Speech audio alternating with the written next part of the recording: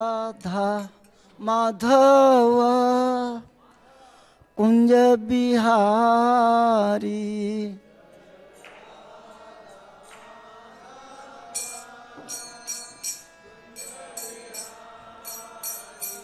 जय राधा माधव कुंज बिहारी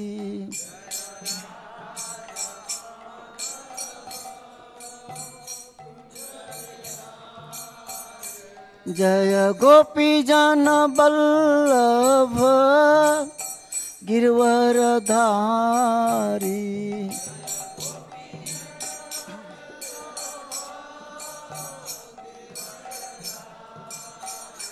जय गोपी जन बल्लभ गिरवरधारी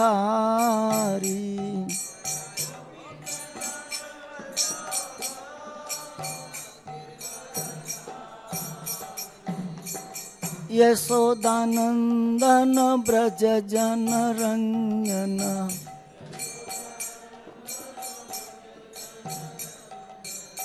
यशोदानंदन ब्रज जन रंजन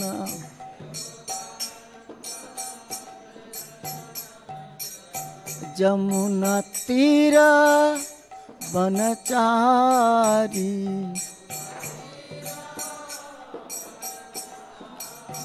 जमुना तीर बनचारी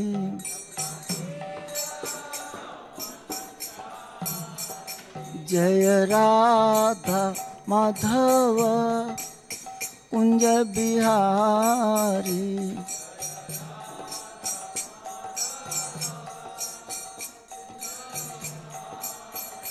हरे कृष्णा कृष्ण कृष्ण हरे हरे हरे राम राम राम हरे हरे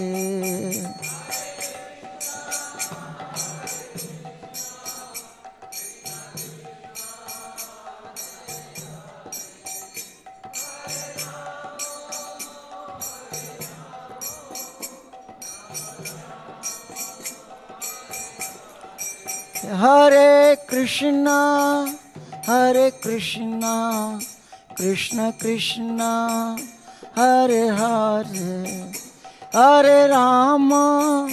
हरे राम राम राम हरे हरे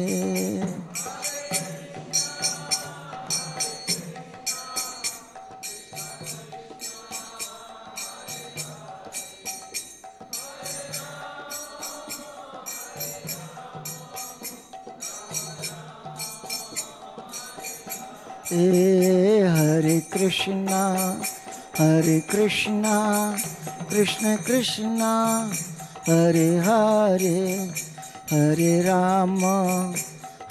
राम राम राम हरे हरे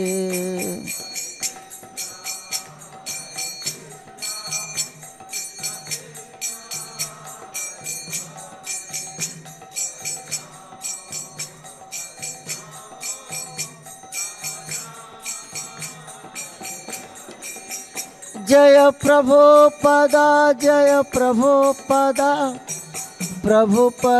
जय प्रभुपदा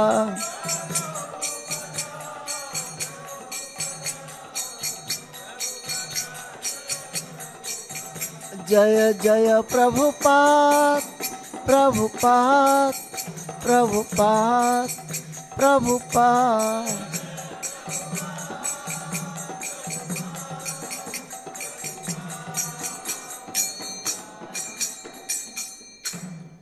जय ओम विश्वपाद परमहंस परिविकाचार्य अष्टोत्तर डिवाइन ग्रेस ए श्री भक्तिवेदांत स्वामी श्री प्रभुपाद महाराज की इस्कान फाउंडाचार्य से होवर जगत गुरु श्री प्रभुपाद महाराज की जय ओम विश्वपाद परमहंस परिविकाचार्य अष्टोत्तर डिवाइन ग्रेस भक्ति सिद्धांत श्री गोस्वामी श्री प्रभुपाद महाराज की अनंत कोटि वैष्णव की नामाचार्य सिद्धार्थ ठाकुर की प्रेम से कहो श्री कृष्ण चैतन्य प्रभु नित्यानंद श्री अद्वैत गदाधर शिव सद्गौर भक्तबिंद की श्री श्री गौर निताय की श्री राधा पार्षद ललिता विशाखा जी की श्री सीता रामचंद्र भक्त हनुमान जी की शिल प्रभुपाद बुक्स मैराथन की ग्रंथराज सिंह भागवतम की तय गौर Premanand all grace humble devotees, all grace humble devotees of Sri Guru and Gaurang. Om Namo Bhagavate Vasudevaya.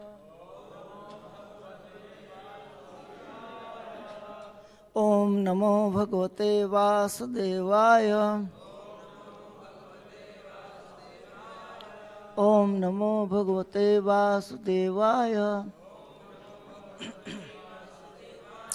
Shrimad Bhagavatam स्कंद 4 अध्याय 31 श्लोक संख्या 16। एतत् पदम तत् जगत आत्मनः परमा सकृत विभाताम सवितुः यथा प्रभा यथा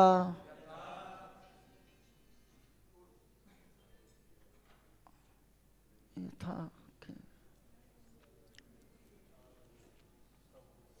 नहीं थोड़ा दिक्कत हो रहा है इसलिए।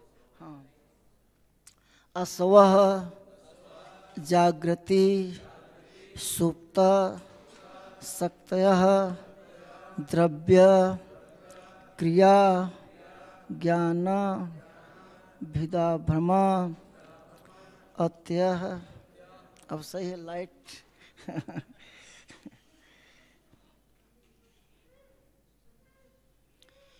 एतत् पदम तत् जगताम्नः परम सकेत विभातम सवितुर्यथा प्रभा यथा सवो जागृति सुप्त शक्तयो द्रव्य क्रिया ज्ञान भिदा भ्रमात्यः। एतत् पदम तत् जगतात्मनं परोम सकेत विभातम सवितुर्यथा प्रभा यथा सो जागृति सुप्त शक्तयो द्रव्य क्रिया ज्ञान भिदा भ्रमात्यः। एतत् पदम तत् जगतात्मनः परम सकेत विभातम सवितुर्यथा प्रभा यथा सो जागृति सुप्त शक्तयो द्रव्य क्रिया ज्ञान विदा भ्रमात्यः।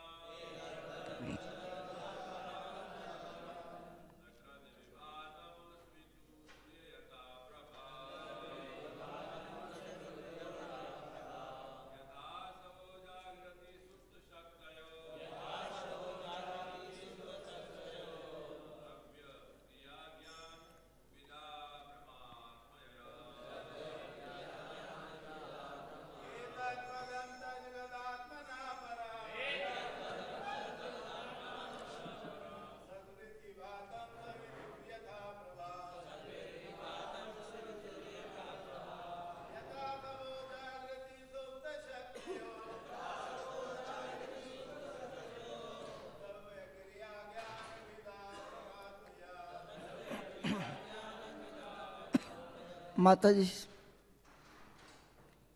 माता जी,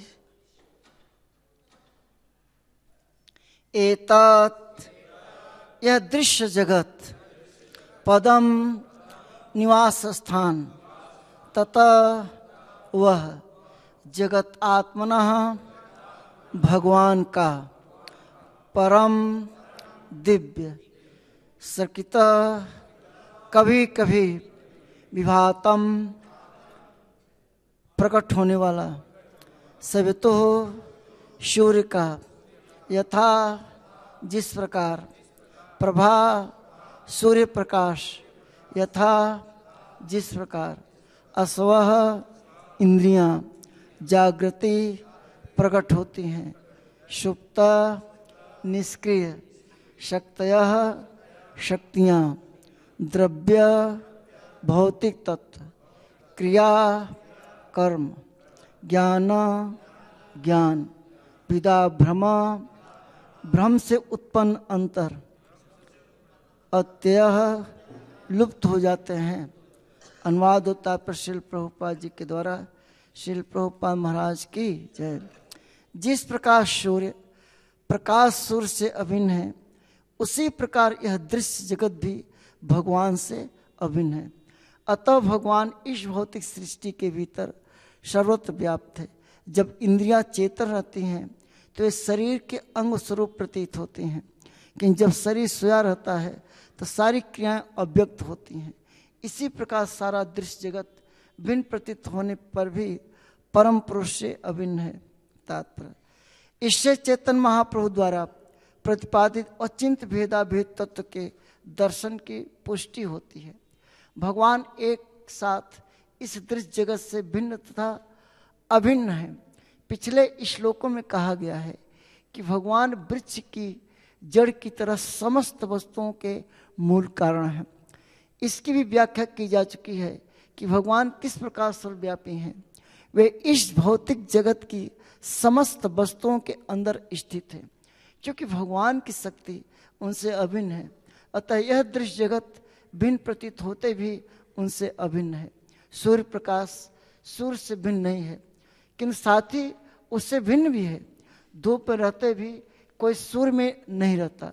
जो लोग इस संसार में रह रहे हैं वे भगवान के शरीर की किरणों में रहते हैं, किंतु वे उन्हें सशरीर नहीं दिख पाते। इस श्लोक का पदम शब्द भगवान के निवास स्थान का सूचक है। इसकी पुष्टि ईशोपनिषद में ईशावास्यम सर्वम में हुई है। भले ही मकान मालिक मकान के एक कण में रह रहा हो, किंतु सारा मकान उसी का होता है। भले ही राजा बकिंघम महल के एक कमरे में रहे, किंतु सारा महल उसकी संपत्ति होती है। उसे इस महल को अपना बताने के लिए महल के प्रत्येक कमरे में रहना आवश्यक नहीं है। प्रभुपाद अच्छा समझा रहे। वो सभी कमरों में भले ही स्वयं उपस्थित न रहे, किंतु फिर भी सारा महल उसकी राशि संपत्ति समझा जाता है। सूर्य प्रकाश है, सूर्य लोक स्वयं प्रकाश है और सूर्यदेव भी प्रकाश ही है, किंतु सूर्य का प्रकाश और सूर्यदेव विवस्वान एक रूप नहीं है।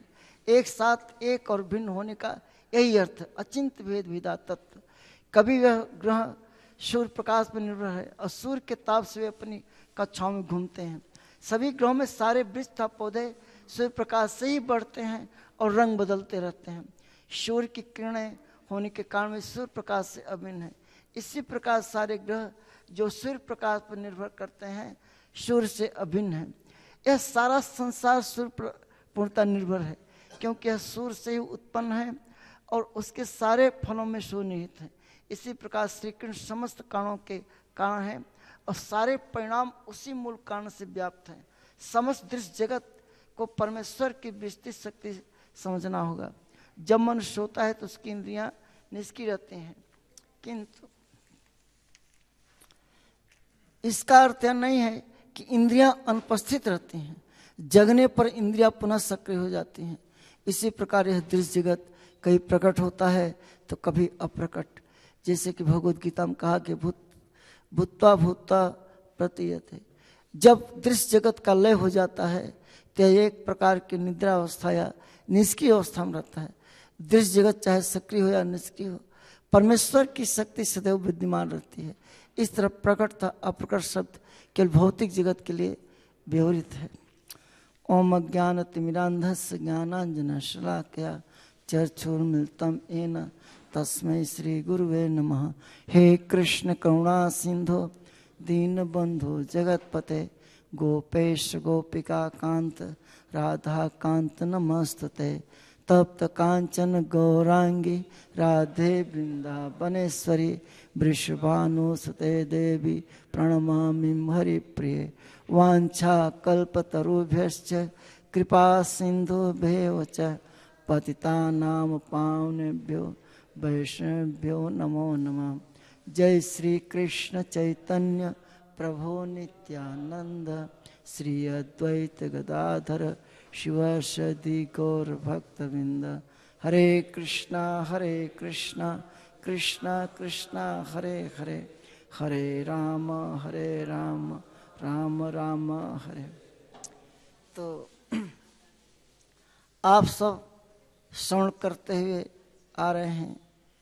ये प्रसंग नारद जी और प्रचेताओं के बीच चल रही है।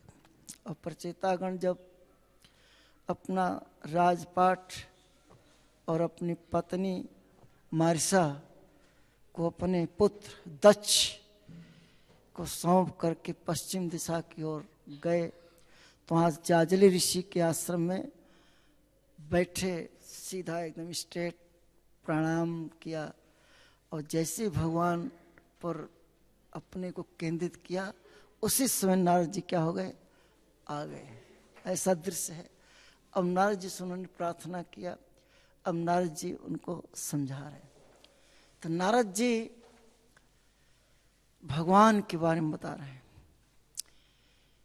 कि इस संसार में जो कुछ भी है उसकी उत्पत्ति के कारण कौन है, कृष्ण है। कोई भी ऐसा चीज नहीं जिसमें कृष्ण न हो। सब कुछ कृष्ण का है, कृष्ण से ही है। लेकिन भगवान रहते भी हैं और नहीं भी रहते हैं, इसीलिए भगवान है। कृष्ण के बारे में बताया गया। यहाँ तो बताया गया कि जो 33 करोड़ देवी देवता में उलझे रहते हैं, विशेषकर इस कलयुग में बाबाओं के चक्कर काटते रहते हैं, किसी के पास जाने की जरूरत नहीं है। एकमात्र आप क्या करें, हरे कृष्णा कृष्णा कृष्णा हरे हरे, हरे राम राम राम। अगर आपने कृष्ण को पकड़ लिया तो सारे 33 करोड़ देवी देवता अपने आप क्या हो जाएंगे, प्रसन्न हो जाएंगे। ये कितने नारद जी कितने बड़े प्रचारक हैं, तभी तो 10-10 हजार लोगों को एक साथ थोक भाव में भक्त बना दिया। ऐसे थोड़ी है। उनका प्रचार करने की स्टाइल समझा, हम सब समझना चाहिए। तो जो कुछ भी दिखाई देता है ये सब किससे है, कृष्ण से है, भगवान से है।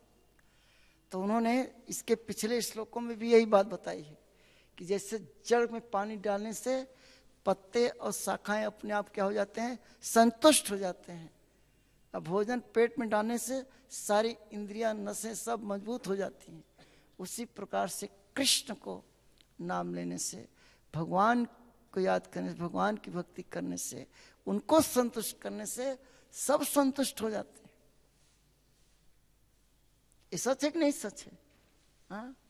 महाभारत के दृश्य में एक प्रसंग आता है, कौन बताएगा? जब 10,000 शिष्यों के साथ कौन गए थे? दुर्वासा मुनि गए थे। धृतराष्ट्र, शकुनी, इन सब का क्या था, चाल थी। दुर्योधन, सब लोग। अभी हम 2 दिन बंबई में थे तो धृतराष्ट्र को और गांधारी को मैंने दोनों को बुलाया था मंदिर में। तो वो लोग बोले कि आप तो स्वामी जी, हम दोनों तो सीरियल में पति पत्नी थे, लेकिन आप तो ओरिजिनल एक साथ ही बुला लिया। उनका ये राधा रास बिहारी की इच्छा थी। तो हमारे गुरु महाराज भीमा प्रभु, भक्त रूपा प्रभु, देवकिरण प्रभु सब मीटिंग चल रही थी। जैसे ही मैसेज दिया तो सावधान दिया, सब खुश हुआ, बुलाए। फिर महाराज बड़ी देर तक उन लोगों दोनों से बात किया, फिर गीता दिया। तो वही वो दृश्य आप देखिए कि इन सब की चाल थी। ये सब जो है ये थे कि ऐसा आदेश दिया था कि दुर्वासा मुनि कि ऐसे समय जाइए कि जब द्रौपदी खाना खा ले, कि उनके पास अच्छे पात्र था जो सूर्य देवता ने दिया था। तो वो अच्छे पात्र का खासियत थी कि अगर द्रौपदी एक बार खा लिया और सफाई करके रख दिया तो कोई माल नहीं निकलेगा, उसमें एक पत्ता भी नहीं निकलेगा, सिस्टम था उसका। तो इसीलिए उन्होंने कहा था कि जब द्रौपदी खाना खा ले, प्रसाद पा ले, तब जो कि आपको जाना। तो दुर्वासा मुनि उसी गए, है ना। और जाते ही उन्होंने युधिष्ठिर महाराज से कहा कि ये युधिष्ठिर महाराज, हम 10,000 शिष्यों के साथ आए हैं और हम आपके यहाँ भोजन करना चाहते हैं। हम स्नान करने के लिए जा रहे हैं, तब तक आप व्यवस्था कर लीजिए। इतना करके नहाने चले गए। बहुत सुंदर सरोवर पास में था और स्नान करने गए थे। और इधर बेचारे जो युधिष्ठिर महाराज थे उनकी हालत खराब हो गई। वो दौड़ कर गए किसके पास? द्रौपदी के पास। तो द्रौपदी ने कहा कि मैं तो अभी भी खा करके अच्छे पात को साफ करके अभी तो आया हूँ। तो उनका माथा ठनका कि कैसे होगा। तब उन्होंने सारी परिस्थिति बताई। अब द्रौपदी ने भी जो है वो भी हक्का बक्का रही क्या होगा। लेकिन द्रौपदी चूंकि भक्त थी, किसकी? कृष्ण की, और सखी थी। हमेशा कृष्ण को सखे करके बुलाते, सखी सखा, है ना। अभी कृष्ण भी कल मिलेंगे। अभी दिल्ली में उनको फोन किया था नीतीश भारद्वाज को, वो कल दिल्ली में है, बुलाया है। अभी ये नहीं बताया, व्हाट्सएप पे नहीं भेजा कि कहाँ मिलेंगे, लेकिन मिलेंगे। उनको मैं प्रयास करूँगा यहाँ पे आए। तो कृष्ण जो हैं ने कृष्ण को याद किया। देखिए, मुसीबत में भगवान के अलावा आपका कोई कुछ नहीं कर सकता, ये जान लीजिए, सच्चाई है। क्योंकि आपकी जो जीवन की डोर है वो किसके हाथ में है? भगवान के ही हाथ में है। ये जान लीजिए। भगवत गीता का जो श्लोक है, गतिर भरता प्रभु साक्षी, मैं बार बार इसको कोट करता हूँ, ये बहुत इंपॉर्टेंट है कि जीवन का लक्ष्य एकमात्र कौन है? कृष्ण है। और क्यों है? क्योंकि वो क्या है? भरता है। भरता बैगन का भरता नहीं, भरता, भरता मतलब भरण पोषण करने वाला। तो जो कुछ भी हम खा रहे हैं, पी रहे हैं, सांस ले रहे हैं, देख रहे हैं, इसके सोर्स कौन है? कृष्ण है। आज तक दुनिया का कोई वैज्ञानिक ये नहीं कहा कि मैं हवा बना रहा हूं और आपको सप्लाई कर रहा हूं। कोई कह सकता है? नहीं कह सकता। कोई वैज्ञानिक ये नहीं कह सकता कि जो फूल आप लोग हार बना रहे हैं ये मैं बना रहा हूं, और जो नारियल का पानी आप पीते हैं वो मैं बना रहा हूं, खाना मैं बना रहा हूं। नहीं, ये कौन देते हैं? कृष्ण देते हैं। मैं समझाऊंगा, इसी में आएगा, है ना। ये चीज है। तो सब कुछ कृष्ण है। तो जो भक्त होता है वो भगवान को छोड़ करके और किसी के सहारे नहीं रहता। इसीलिए द्रौपदी जो थी, जब मुसीबत में पड़ी, वो किसको याद किया? कृष्ण को। पांचों पांडव थे वहां पे, क्योंकि वो समझ गई थी जब दुशासन चीरहरण कर रहा था तो इस सारे पांचों पांडव बैठे थे, सब बैठे थे, एक एक का नाम लेकर के उसने मदद के लिए पुकारी थी, लेकिन सब क्या थे? असहाय थे, नहीं मदद कर पाए। तब किसको पुकारा था? कृष्ण को पुकारा था। इससे हमें क्या शिक्षा मिलती है? कृष्ण के लिए के अलावा आपका कोई मदद करने वाला नहीं है, ये आप जान लीजिए। कृष्ण के अलावा कोई मदद करने वाला है। इसीलिए जब मुसीबत पड़ी तो उसने तुरंत किसको याद किया? कृष्ण को याद किया। और जैसे ही कृष्ण को याद किया तो वहां भगवान वहीं तुरंत आ गए कि भगवान कहीं से प्रकट हो सकते हैं, ये जान लीजिए। जब द्रौपदी ने चीरहरण जिस महल में कर रहा था तो भगवान तो द्वारिका में थे, लेकिन जैसे ही द्रौपदी ने याद किया भगवान वहीं से प्रकट होकर के हेल्प कर दिया। नरसिंह भगवान खम्भे से प्रकट हो गए। सोचने वाली बात, खम्भे पहले से प्रकट थे उन्हें। जब उन्होंने कहा प्रहलाद महाराज ने, हाँ इस खम्भे में है, भगवान वहीं से प्रकट हो। क्या बोल रहा, वो तो हर कण कण में विद्यमान है। अब भाई पुकारोगे तभी तो भगवान प्रकट हो गए, जब तू पुकारेगा तो भगवान कैसे प्रकट हो गए, कहीं से प्रकट हो सकते। यही तो भगवान को, यही तो नारद जी समझा रहे हैं। नारद जी यही समझा रहे हैं कि भगवान कण कण में व्याप्त हैं, और दिखते नहीं है, यही तो उनकी खासियत है। हैं भी और नहीं भी है, बिना उनका पत्ता नहीं हिलता, हिलता भी है, यही तो उनकी कलाकारी है। यही समझा रहे हैं। भगवान पहुंच गए, जैसे याद किया पहुंच गए। और उन्होंने कहा कि द्रौपदी मुझे भी बड़ी भूख लगी है। द्रौपदी ने कहा आज क्या हो गया है, जो भी हमारे घर पे आ रहा है भूखा ही आ रहा है। अभी 10,000 शिष्यों के साथ आए दुर्वासा में, वो कहते मैं भूखा हूँ, प्रसाद व्यवस्था करिए। और आप जिस मुसीबत से बचने के लिए मैंने आपको पुकारा, आप भी वही मुसीबत बता रहे हैं कि मुझे भूख लगी। कही यही तुम्हारी समस्या है? तो कहे कि मैं सब समझता हूँ कि जो 10,000 शिष्य हैं उनके भी हृदय में कौन है, कृष्ण हैं। बोला करे डिस्कशन में बात ऐसी होती है, प्रवचन मतलब कि ऐसे सुनते रहे, कुछ लोग सोते रहते नहीं। हम जब पूछते तो क्या बोलिए डट करके, है नहीं, कोई गलत थोड़ी बोल रहे हैं। मैंने क्या बोला था, हाँ तो 10,000 से तो उनके सबके हृदय, भगवान तो गीता में खुद क्लियर कर दिया है ना कि मैं तो सबके हृदय में विराजमान रहता हूं। अर्जुन अंतर इतना है कि मैं सबके दिल की बात जानता हूं, और तुम किसी के दिल की बात नहीं जान सकते, अपनी बात छोड़ करके अपने सर के। तो भगवान से कोई चीज छिपा है, दाई से क्या पेट छिपा है, भगवान सब जानते थे। 10,000 से जो वहां डुबकी लगा उनको नहा रहे हैं, उनको भी जानते थे, उनको भी जानते थे, सब जानते, मुसीबत भी जानते थे कि उनके भी हृदय में भगवान। यही तो भगवान की महानता है, भगवान सबके हृदय में है, दिखाई नहीं दे रहे हैं। तो चैतन्य महाप्रभु ने क्या कहा, दिखाई देंगे, उनकी तबीयत दिखाई दे जब आपका हृदय क्या हो, चेतो दर्पण, तो रटने के लिए नहीं, समझने के लिए। ये श्लोक यही कहता है कि जब तक हमारा जब हृदय साफ हो जाएगा तो भगवान जो हमारे हृदय में परमात्मा को विराजमान है उनकी तस्वीर मुझे दिखने लगेगी।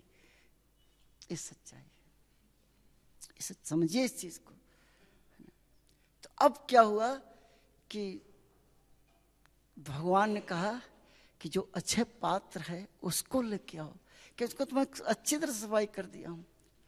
कभी कभी लेडीज देखते हैं वो सब साफ करती हैं तो कहीं ना कहीं कुछ चिपका रह जाता है ना, उसी तरह सफाई नहीं हो पाता है ना, ऐसा होता है ना। तो अच्छे पात दौड़ करके ले आई द्रौपदी, तो वो द्रौपदी जो है दिखाया अच्छे पात भगवान लिया और देखा कि एक पत्ता जो है चिपका हुआ था। और दृश्य देखिए, यहाँ भगवान क्या कर रहे हैं, पत्ते को देख रहे हैं, और सरोवर में वो लोग नाक पकड़ के डुबकी लगाने ही वाले हैं, है ना। दृश्य इस तरह से कि जैसे ही वो लोग डुबकी लगाए भगवान ने पत्ता खा लिया। जानते क्या हुआ, जैसे भगवान पत्ता खाया और उसमें वो लोग डुबकी लगाए थे, और जैसे डुबकी लगा के ऊपर निकले पेट मटकी की तरफ भर गया, एकदम पेट आकंठ, वो तृप्त हो गए।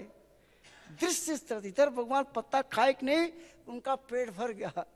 जो 10,000 शिष्य नहा रहे थे, और जब सर निकाला ऊपर पानी के बाहर तो सब एक दूसरे का मुंह ताकने लगे। तो कहीं तुम्हें क्या हो गया, कहीं जो तुम्हें हो गया, अर्थात मैं भी, मेरा भी पेट भर गया, तुम्हारा पेट भर गया, और दुर्वासा मुनि का भी पेट भर गया। भगवान तृप्त हो गए, अब तो सब तृप्त हो गए, वो 10,000 लोग सब तृप्त हो गए, सबका पेट भर गया।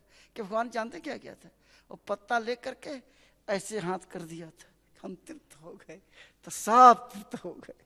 देखिए, तो सब एक दूसरे का मुंह, अब क्या करना चाहिए कि यहाँ से भाग जाना चाहिए, अपना लंगोटी पहनो, कपड़ा लपेटो, भागो यहाँ से, क्योंकि दृष्टि मेरा बिना खिलाए छोड़ेगी नहीं, हम एक दिन का खा नहीं सकते, इतना पेट भर गया है, अब मारे जाएंगे हम, है ना। वहीं से भाग खड़े। ये भगवान की तृप्ति, ये भगवान की महानता, भगवान वहीं से प्रकट हो जाते हैं। तो वही नारद समझते, हमें भगवान पर इसलिए विश्वास होना चाहिए कि भगवान ही सब कुछ दिखाई दे रहे हैं। अब जो प्रभुपाद जी यहाँ सोने की बात कर रहे हैं, हमारे शरीर की बात कर रहे हैं। आप लोग जब सो जाते हो तो 2 इंद्रियां एक्टिव रहती हैं। वो कौन कौन है? कान और नाक। कि नाक बंद हो जाएगा तो गए काम से। कान इसलिए एक्टिव रहता है, इसलिए हम लोग क्या लगाते हैं? अलार्म। क्योंकि हमें विश्वास होता है कि जब हम सो जाएंगे गहरी नींद में और सपने में व्यस्त हो जाएंगे तो कान ही है जो हमें जगा सकता है। कि कान एक्टिव रहता, बाकी सारी इंद्रियां कहते हैं सुप्त अवस्था में होती। ऐसा प्रभाव है। तो कहने का तात्पर्य है कि अब देखिए इस शरीर का स्थिति क्या है। हमारे जो शरीर है, इसके पिछले वाला जो श्लोक है बहुत इंपॉर्टेंट है। 15वां श्लोक भी बहुत, ये 13, 14, 15, 16 ये तीनों श्लोक प्रचारकों को क्या करना चाहिए? याद करना चाहिए।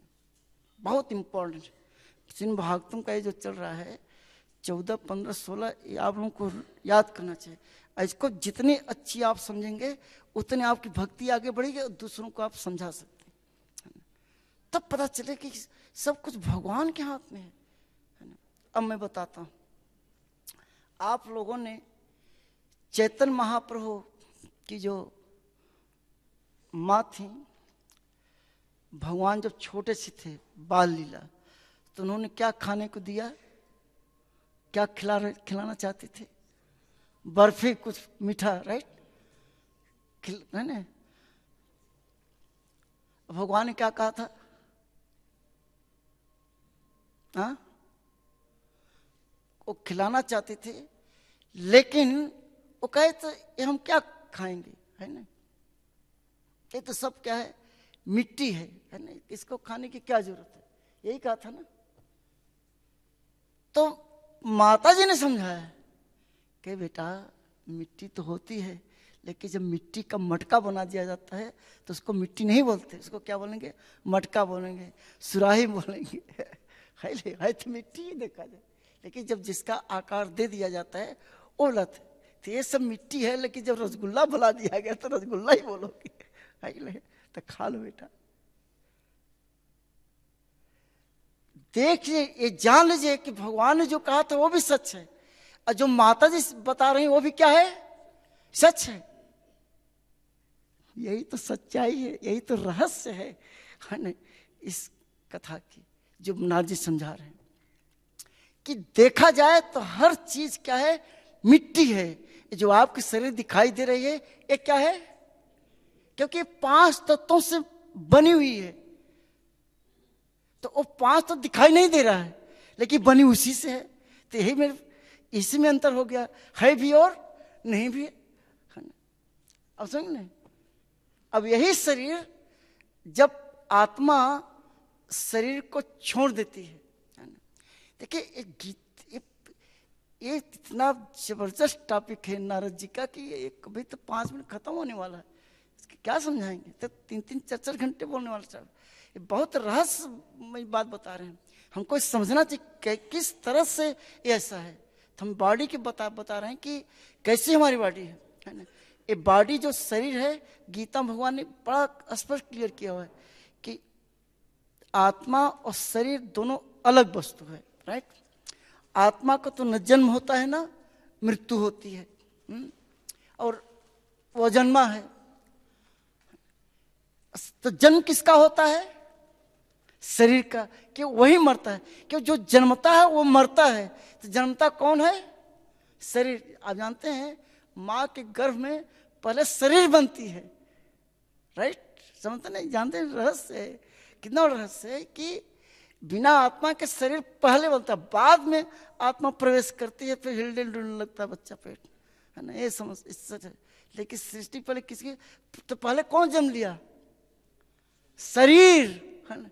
इसे मरता भी वही है, जान लीजिए। जो जन्म लेता है वही मरता है। तो ये तो शरीर जन्म लेते, तो इस शरीर जो है वो स्वस्थ रहेगी। तो स्वस्थ शरीर कैसे रहेगी? इसके लिए गीता भगवान ने बता दिया है कि हमको क्या खाना चाहिए, क्या नहीं खाना चाहिए। हो क्या रहा है कि लोग गीता को समझ नहीं पा रहे हैं और सोचते हैं कि ये रिलीजियस बुक है। अरे भैया, ये आपके जीवन जीने की कला सिखाती है गीता। आपको कैसे रहना चाहिए इस संसार में, कैसे चलना चाहिए, कब उठना चाहिए, कब सोना चाहिए, क्या खाना चाहिए, क्या नहीं करना चाहिए, क्या दान लेना चाहिए, क्या नहीं लेना, ये सब बताया। भगवान ने यही बताया कि दान भी 3 प्रकार के होते हैं। हम लोग दान तो लेते हैं, लेकिन दान भी 3 प्रकार के बताए। कौन सा दान लेना चाहिए, कौन सा नहीं लेना चाहिए, ये भी सब भगवान हर चीज बताया है। समझने के लिए समझिए। इसलिए प्रभु आप सबसे अनुरोध है कि आप गीता पढ़िए, अच्छी तरह से पढ़िए और समझिए कि भगवान वास्तव में कहना क्या चाहते हैं। ये सच्चाई है। तो ये शरीर कैसी है कि जब इस आत्मा शरीर को छोड़ देती है, और क्यों छोड़ती है कौन बताए? इसलिए छोड़ती है जब ये शरीर इंजॉय करने के लायक नहीं रह जाती। हम लोग कभी कभी कह देते ना कि ये आदमी यूज एंड थ्रू वाला है, ये आदमी हमें यूज करता है और क्या करता है, थ्रो करता है। ये हर आत्मा का स्वभाव है, हर जीव का स्वभाव, हर इंसान का स्वभाव है कि हर मनुष्य जो क्या है, वो क्या है, जीव आत्मा है, जीव है, आत्मा है। आत्मा का स्वभाव ही यही है, यूज एंड। क्योंकि हम इस संसार में आते हैं किसके लिए? इंजॉय करने के लिए। ये बात बड़ी गहरी है गीता, समझे कि हम कहाँ, हम आत्मा है ना, तो हम कहाँ इस संसार में किस लिए आते हैं? इंजॉय करने के लिए आते हैं। अब बिना शरीर के आत्मा इंजॉय नहीं कर सकती, इसीलिए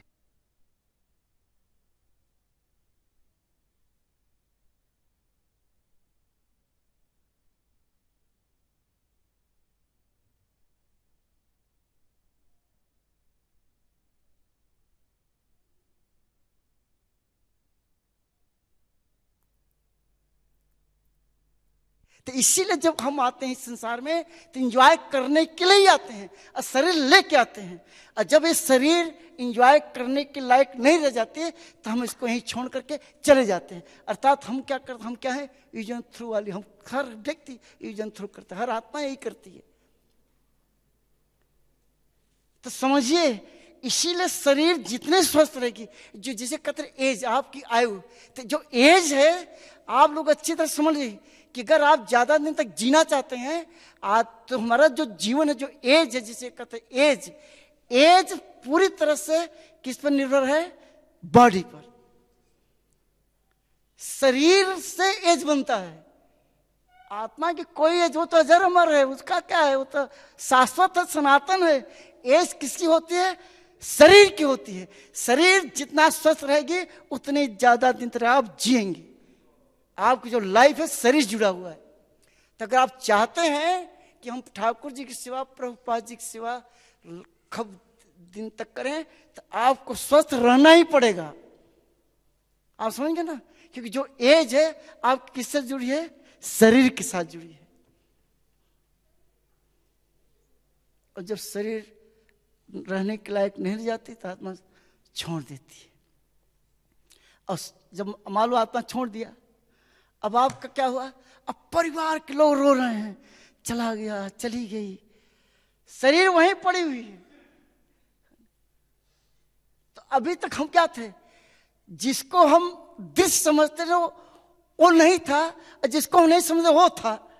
यही तो प्रभुपाद समझा रहे, समझ रहे कि जिसके लिए हम प्यार करते थे, है ना, अब जब उसको देख नहीं रहे हैं कि आत्मा को दिखाई नहीं देता, लेकिन हम प्यार करें तो गले कौन मिलता है? शरीर मिलता है। लेकिन जिससे मिलना तो वो तो भाई, उसको तो आप देख ही नहीं सकते। और जब वो चला गया तो शरीर वहीं पड़ी रहती है, हम छूना भी नहीं चाहते, जल्दी हटाओ, मुर्दा बन गया।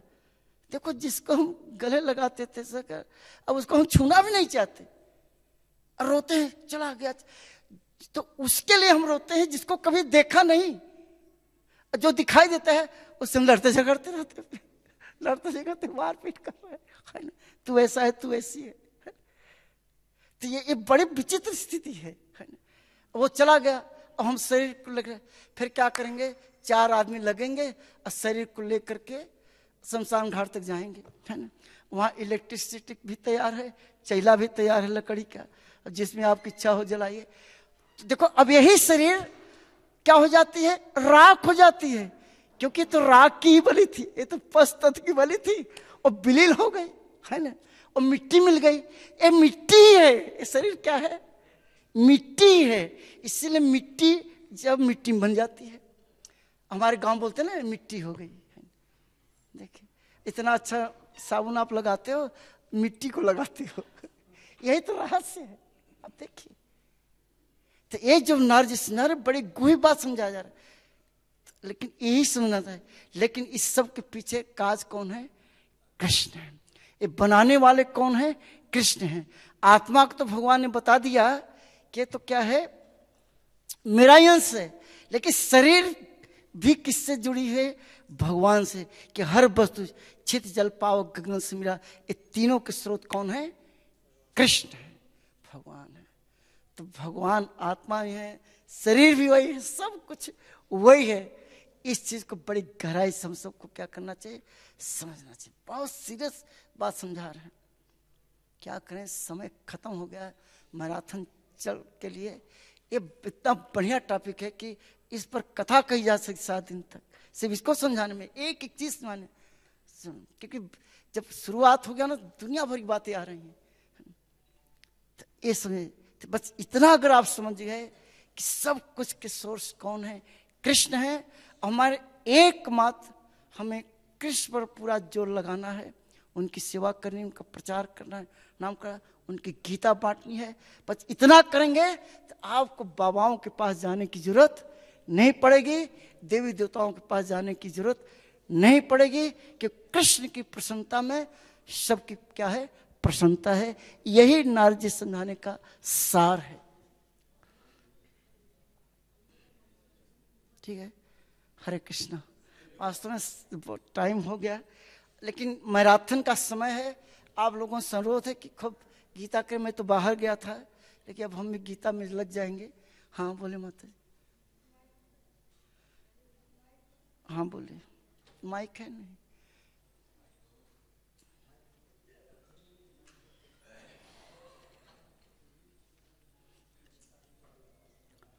बोले अगर सुनाई देता।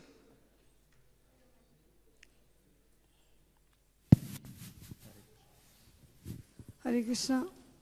प्रभु जी, एक बड़ा वैलिड पॉइंट आपने कई, सब बहुत अच्छा बोला, लेकिन एक वैलिड पॉइंट मुझे स्ट्राइक किया, उसमें जिज्ञासा उठ खड़ी हुई कि श्रीमद् भागवतम में जैसे लिखा है, जैसा कि आपने बताया कि जो शरीर पहले बनता है, आत्मा बाद में आती है, लगभग कुछ महीने के बाद। लेकिन ये भी पढ़ा है कि जब वर्षा होती है और वर्षा से अन्न में आत्मा जाती है, अन्न जब पुरुष खाता है फिर उसके वीर्य से स्त्री के गर्भ में जाती है, तो वो तो पहले से ही जा रही है फिर वो। लेकिन भागवतम में ये भी लिखा कि मैं आपको मैं समझाने वाला था, हमारे पास टाइम नहीं था, अभी तो बहुत टॉपिक बचा हुआ। यही चीज मैं समझाने वाला था कि क्योंकि उस पर तो हम गए ही नहीं कि वर्षा अन्न और अन्न से किस तरह से हमारे रग रग में जो है, जो खून बनता है, वीर बनता है, एक किससे बनता है? अन्न से बनता है। और इसी को प्रभुपाद ने बड़ा इंटेंसिटी क्या किया कि भोग लगा दिया। इसीलिए हमारे रग में जो खून बन रहा है वो भगवान के प्रसाद का खून बन रहा है, जिसका कोई मुकाबला नहीं है।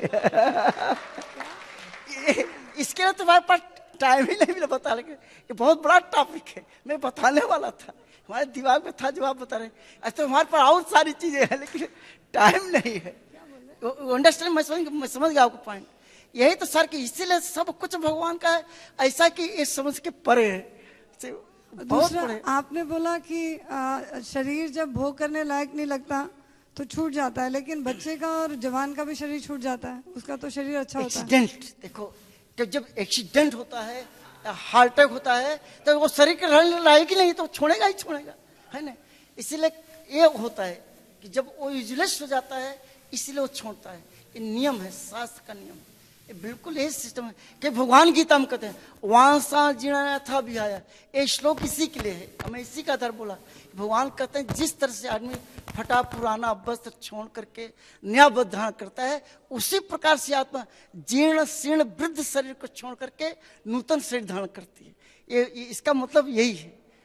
लेकिन आपने बड़ा इतना पॉइंट है इसमें कि हम कुछ बता ही नहीं पा रहे, है ना, समय बहुत कम है। ठीक है माता, थैंक यू।